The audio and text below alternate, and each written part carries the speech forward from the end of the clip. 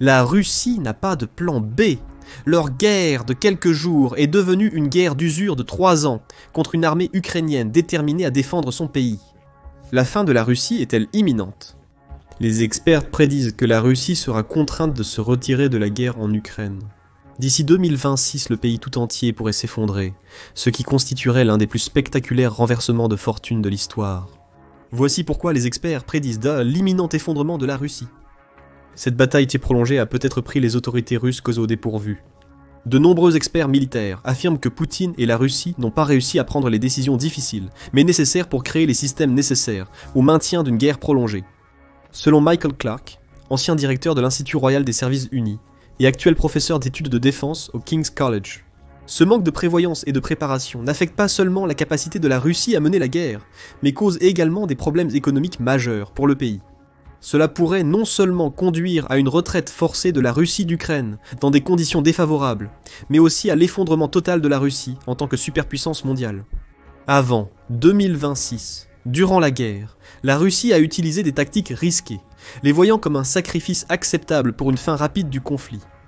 Ils ont envoyé de nombreux soldats dans des assauts frontaux avec peu de soutien, une approche semblable à un hachoir à viande.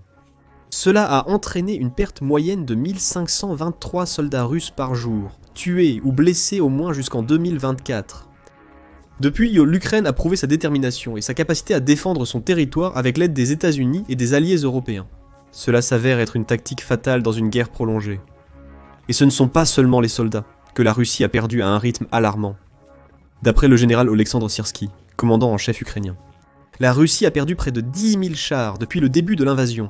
Les forces ukrainiennes auraient détruit ou endommagé 3 689 chars, 8 956 véhicules de combat d'infanterie, 13 050 systèmes d'artillerie et 407 systèmes de défense aérienne, rien qu'en 2024.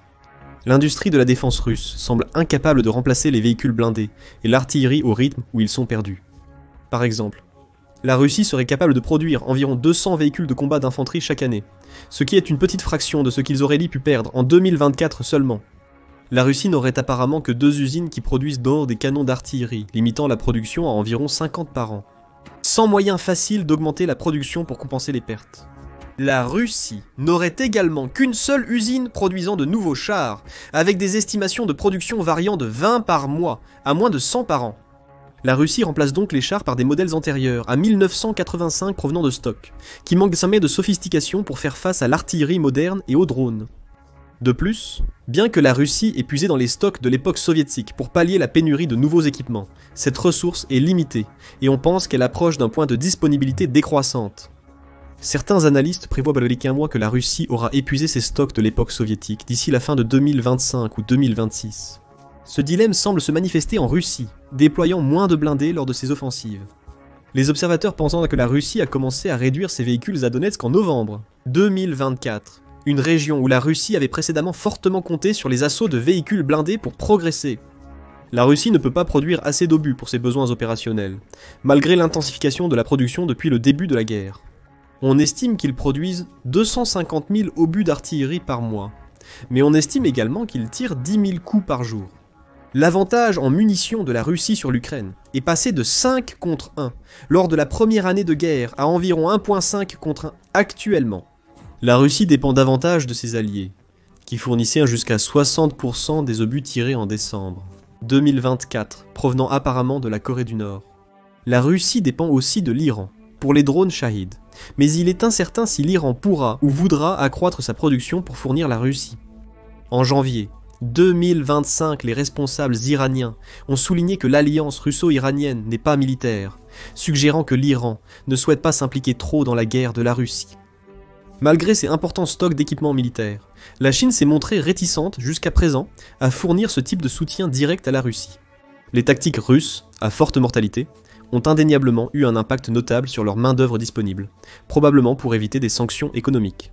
Le mauvais traitement du personnel militaire et d'autres facteurs contribuent à l'effondrement imminent de la viabilité de la guerre en Ukraine. En plus de décimer l'armée russe, avec un total rapporté de 972 600 troupes perdues depuis le début d'une invasion à grande échelle en février 2022, selon l'Ukraine, cela a également réduit la volonté des soldats de se battre et la confiance du public dans les opérations militaires. Bien que les estimations des pertes ukrainiennes soient peut-être exagérées, la Russie en ressent assurément l'impact. En juillet 2024, le maire de Moscou, Sergueï Sobyanin, a annoncé un paiement unique de 1,9 million de roubles, soit environ 20 793 $ américains, en tant que prime à la signature pour les soldats.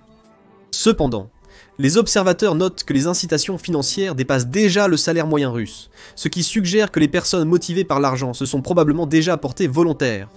Ces incitations auront probablement un impact limité. Le gouvernement cherche donc à élargir le vivier de recrues potentielles. Par exemple, en supprimant certaines maladies mineures qui disqualifiaient auparavant des personnes de l'armée. L'utilisation par la Russie de troupes nord-coréennes souligne les graves problèmes de recrutement du pays. Poutine a suggéré publiquement que la Russie peut soutenir une victoire militaire lente basée sur des avancées rampantes qui évinceraient les forces ukrainiennes des territoires qui devraient être sous contrôle russe. Il a notamment affirmé que la Russie n'avait pas besoin de procéder à un autre appel partiel involontaire de réserve, comme en septembre. En 2022, la Russie ne cherche pas à atteindre rapidement ses objectifs militaires. Cet argument suppose que la Russie peut surpasser le soutien militaire occidental à l'Ukraine, malgré son caractère progressif passé et présent. Compte tenu de l'état actuel de l'armée russe, cette hypothèse est désormais fortement remise en question. Alors que le moteur militaire de la Russie perd lentement des ressources, le moral et le soutien à la guerre diminuent également. Alors que l'Ukraine a de plus en plus réussi à apporter la guerre à la Russie, érodant l'idée que c'est une guerre outre-mer et que la Russie elle-même est invincible. L'Ukraine a de plus en plus réussi à lancer des attaques de drones contre des cibles russes. De nouveaux drones à longue portée, avec des portées allant jusqu'à 1800 miles, mettent de nombreuses cibles russes, dont Moscou à portée de main. Selon les rapports, en une journée de mai, 105 drones ukrainiens ont été détectés et détruits sur le territoire russe, y compris au-dessus de Moscou. On a parlé d'annuler le défilé de la victoire de la Seconde Guerre mondiale du 9 mai en réponse, mais il a eu lieu comme d'habitude. Cependant, des aéroports ont été fermés, et la vie a été perturbée au centre de la Russie par précaution. Des drones ukrainiens ont réussi à attaquer des raffineries de pétrole, des bases militaires et des villes comme Belgorod. L'Ukraine a réussi à bombarder Belgorod avec des missiles le 30 décembre 2023, tuant prétendument 25 personnes, dont 5 enfants, et blessant plus de 100. Pour de nombreux Russes, cela a été perçu comme une escalade sanglante du conflit. Depuis, l'Ukraine a visé un grand terminal d'exportation de carburant sur la Baltique, près de Saint-Pétersbourg, poussant Novotek à interrompre ses activités pendant plusieurs jours. Ils ont incendié l'une des plus grandes raffineries de pétrole de Russie, les ports de la mer Noire de Tuapse, et une autre grande raffinerie à Yaroslavl sur la Volga. L'Ukraine a attaqué les producteurs d'armes et les sites militaires dans les régions de Bryansk, Smolensk et Tula. Ces attaques ukrainiennes de plus en plus fréquentes et réussies portent la guerre en Russie, qui est restée largement intacte pendant les 2 premières années de la bataille. La visibilité croissante de la guerre en Russie suscite une réaction contre le Kremlin. Des rapports indiquent que des milliers de Russes ont signé des pétitions soutenant la candidature présidentielle du politicien libéral Boris Nadejdine, qui a fait de la fin de la guerre son unique enjeu de campagne. La vision russe de la guerre a aussi été influencée par l'Ukraine, avançant et occupant une partie de l'oblast de Koursk, suggérant pour la première fois que la Russie aurait pu risquer de perdre du territoire pendant ce conflit. L'oblast de Koursk, ou région, est située à la frontière sud-ouest de la Russie, dans ce que l'on appelle un territoire de terre noire, en raison de son sol très fertile. Il semble que la Russie n'ait pas sérieusement envisagé des incursions sur son propre territoire, et n'ait pas significativement fortifié cette frontière. En août 2024, les forces ukrainiennes ont franchi la frontière vers Koursk, occupant une petite partie de la région. Donnant aux Russes un avant-goût de leurs propres médicaments, l'Ukraine a occupé 482 miles carrés du territoire russe contenant 92 établissements. De plus, avec seulement une division de troupes, la force d'occupation a pu saper les stratégies offensives de la Russie. Ailleurs, la Russie a dû utiliser jusqu'à 78 000 soldats, y compris certains des Nord-Coréens mentionnés précédemment, dans des tentatives pour expulser les environ 11 000 soldats ukrainiens de la région. En mars 2025, avec des ressources importantes, les Russes ont forcé les troupes ukrainiennes à se retirer de zones clés de Koursk en utilisant des frappes de drones indiscriminées en continu pour les cibler. Un soldat a suggéré qu'il voyait 2 à 3 drones chaque minute sur les principales routes logistiques. Pour assurer le succès, les Russes ont utilisé des drones avancés à fibre optique, résistants au brouillage électronique. L'économie russe est durement touchée par l'effort de guerre, avec une dépense militaire insoutenable, une inflation croissante, des pénuries de main-d'œuvre et une réduction du fonds souverain. La Russie a été durement touchée par les sanctions occidentales depuis le début de la guerre, y compris son exclusion de SWIFT, le système international de messagerie financière. Des milliers d'entreprises ont mis fin ou suspendu leurs opérations commerciales en Russie, et des centaines de Russes fortunés ont vu leurs actifs gelés ou saisis. Plusieurs pays ont également réduit leur consommation de gaz russe. Les effets de ces sanctions ne se font sentir sur l'économie russe que maintenant, qui s'est développée en 2023 et 2024 en raison de l'augmentation des dépenses de défense. Fin 2024, le rouble avait perdu plus de 50% de sa valeur face au dollar américain et à l'euro.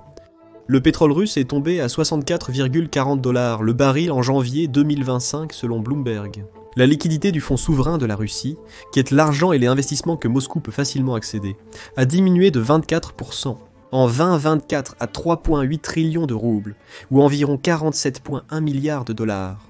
Parallèlement à cela, le déficit budgétaire de la Russie a décuplé entre janvier 2024 et janvier 2025 pour atteindre 1,7 trillion de roubles, soit 18,6 milliards de dollars.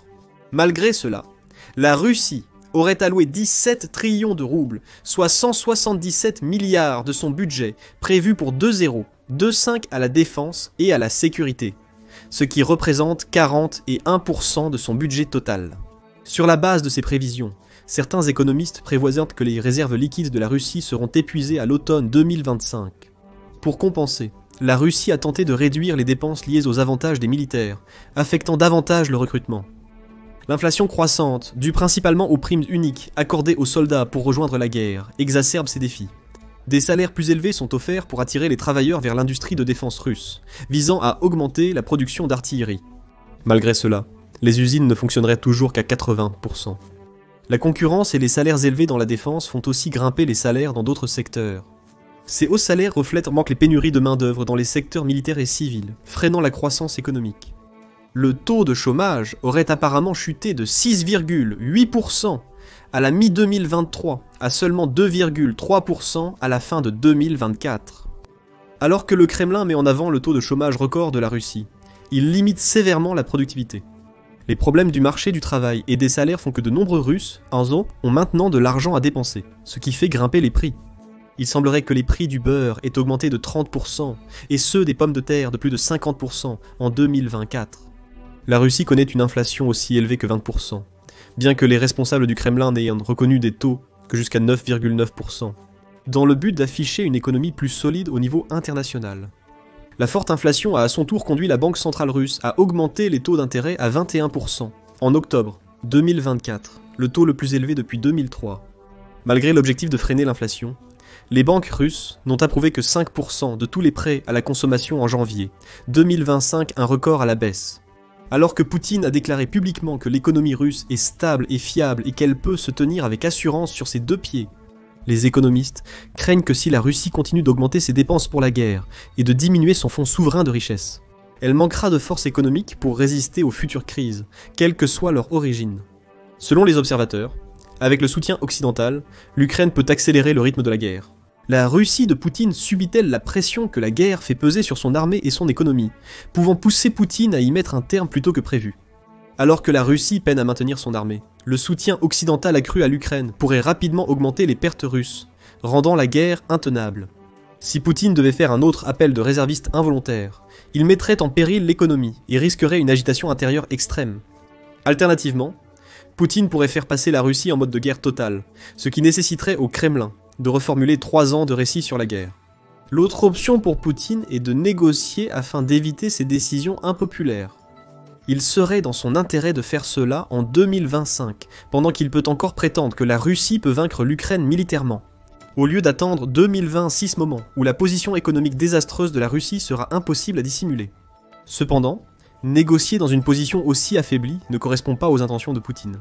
En déclenchant la guerre, une défaite nuirait au statut de superpuissance mondiale de la Russie. Le chef du renseignement militaire ukrainien, Kirill Obodanov, a souligné la pression que cela met sur la Russie. Cela réduirait la Russie à une puissance régionale, derrière les États-Unis et la Chine comme puissance mondiale, ce qui ne correspond pas à ses ambitions. Quand Poutine a commencé la guerre à grande échelle en 2022, il ne s'agissait pas seulement de revendiquer le territoire ukrainien. Elle a vu la victoire sur l'Ukraine comme la première étape pour défaire l'ordre post-guerre froide, qui a privé la Russie de sa sphère d'influence. L'Ukraine est le théâtre d'un conflit entre la Russie et l'OTAN, représentant pour la Russie l'Occident dans son ensemble. Poutine est persuadé qu'une victoire en Ukraine initierait le démantèlement de l'ordre international appuyé par l'OTAN. Après sa victoire Tonket-Artuchan, son objectif était de faire de l'Ukraine un état de l'Union slave, avec la Biélorussie et potentiellement le nord du Kazakhstan. Selon Poutine, ce serait le premier pas pour récupérer les terres qui appartenaient légitimement à la Russie avant d'en être séparées par l'Occident. En 1991, une victoire en Ukraine permettrait à Poutine de négocier le retrait de l'OTAN de la sphère d'influence russe. Revigorer la Russie pour qu'elle puisse reprendre sa position de superpuissance mondiale aux côtés des États-Unis et de la Chine, s'allier à la Chine, pourrait alors conduire à un monde dans lequel les États-Unis ne sont plus dominants. Cela signifie qu'il est possible que la Russie ait une réponse radicalement différente à la pression croissante autre que la capitulation. Poutine a déjà brandi l'arme nucléaire comme une menace, et a modifié la doctrine nucléaire de la Russie pour abaisser le seuil nécessaire pour initier une frappe nucléaire. Cependant, en mai 2025, Poutine a déclaré qu'il n'avait pas été nécessaire d'utiliser des armes nucléaires dans le conflit, et qu'il espérait que cela ne se produirait pas. L'un des rares espoirs pour la Russie de résoudre la guerre en sauvant la face est le retour de Donald Trump à la présidence des États-Unis. Trump s'est engagé à trouver rapidement une solution pacifique au conflit.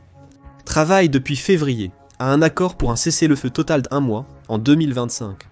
La Russie résiste au cessez-le-feu, exigeant que l'Ukraine cède du territoire et ne rejoigne pas l'OTAN.